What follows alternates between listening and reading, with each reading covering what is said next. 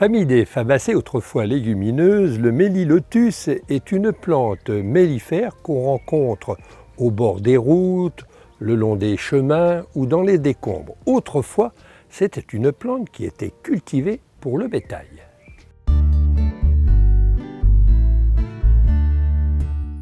Le mélilo est une bonne nouvelle pour les jardins. Une bonne nouvelle surtout pour les insectes pollinisateurs comme les abeilles, les cirfes, qui adorent le nectar de cette fleur. L'origine de mélilo vient de miel en grec et lotus. Le mélilo fait partie des fabacées, donc des légumineuses, comme la luzerne, le trèfle, les haricots. Il fixe l'azote de l'air grâce à ses nodosités situées sur ses racines.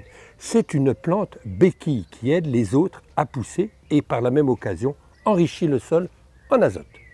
Le mélilo est une plante qui monte à 60 voire jusqu'à 120 cm. C'est une plante qui va se faufiler entre les autres plantes.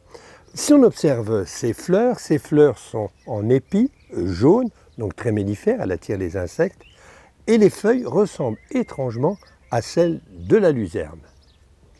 Le mélilo est une plante bisannuelle, c'est-à-dire qu'elle va fleurir sur la deuxième année. La première année, elle va fournir ses feuilles pendant toute la période estivale jusqu'en hiver. En hiver, elle va disparaître. On ne va plus la voir.